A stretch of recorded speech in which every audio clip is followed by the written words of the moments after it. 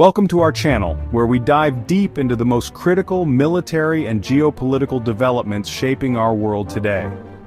Today, we're examining one of the most intense maritime confrontations of our time: the Philippine Military Coast Guard versus gray zone tactics involving water cannons, lasers, and international law.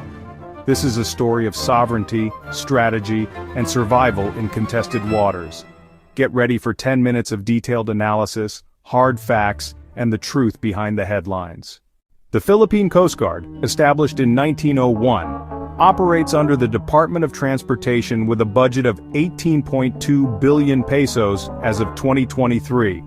Led by Commandant Admiral Ronnie Gil Gavin, the PCG maintains 24,000 active personnel. Their fleet includes 142 vessels ranging from 44-meter multi-role response vessels to smaller patrol boats. The PCG's primary mission covers search and rescue, maritime law enforcement, and territorial defense. In the West Philippine Sea, they face an unprecedented challenge from what military experts call gray zone tactics. Gray zone tactics are aggressive actions that fall below the threshold of conventional warfare but exceed normal diplomatic measures. These tactics blur the lines between military and civilian operations, making legal responses complex. In the South China Sea, these tactics include the deployment of maritime militia, Coast Guard vessels, and fishing fleets. Water cannons represent a key gray zone tool, causing damage without using conventional weapons. Laser targeting systems create safety hazards for crews while maintaining plausible deniability. The strategy aims to gradually change facts on the ground through persistent low-level pressure. On August 5, 2023, Chinese Coast Guard vessel 5205 deployed water cannons against Philippine Coast Guard vessel BRP Teresa Magbanua. The attack damaged communication equipment and injured 3 Filipino crew members. This occurred near Ayungin Shoal, also known as Second Thomas Shoal, 105 nautical miles from Palawan.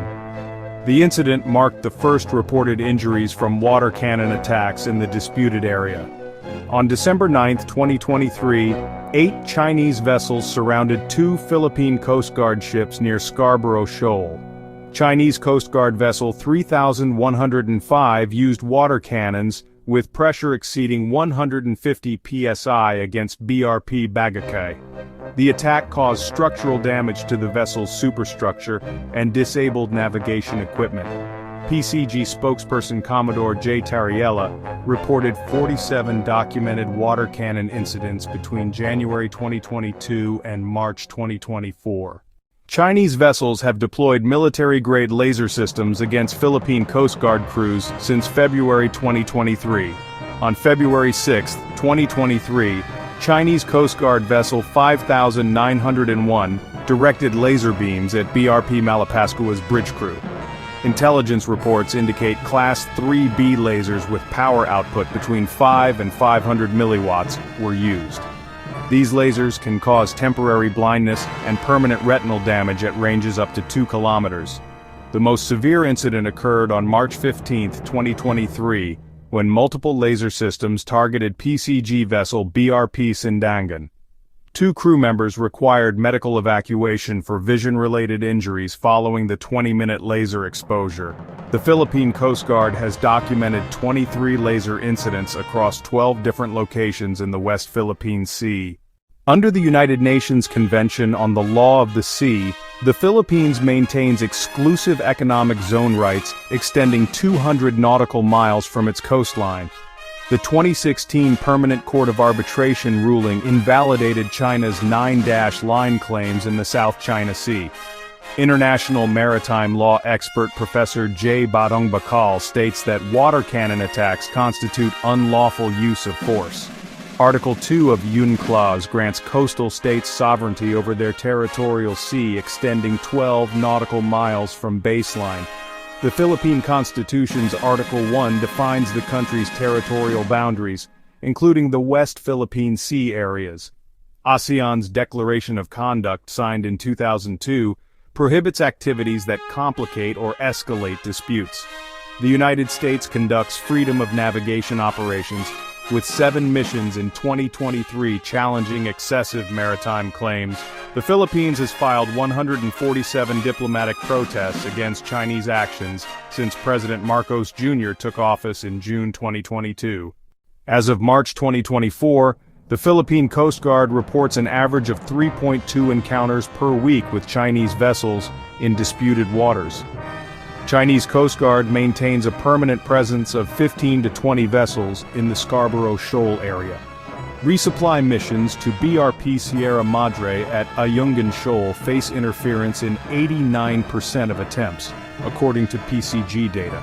Intelligence estimates indicate 183 Chinese maritime militia vessels operate regularly in Philippine Exclusive Economic Zone waters.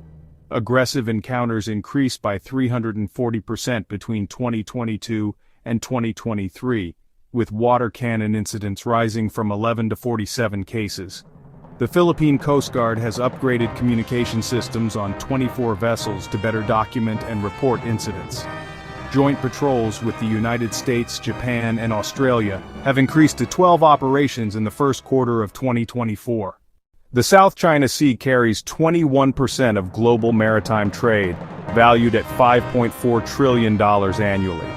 Gray zone tactics threaten freedom of navigation for 64,000 commercial vessels transiting the region yearly.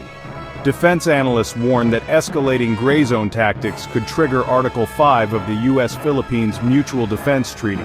Regional navies have increased coordination, with information sharing agreements signed by 8 Indo-Pacific nations. China has constructed 7 artificial islands with military facilities, adding 1,300 hectares of reclaimed land since 2013. The Quad nations have committed to 48 joint maritime patrols in 2024, doubling their previous commitment. Despite tensions, bilateral trade between China and the Philippines reached $87.6 billion in 2023, complicating diplomatic responses.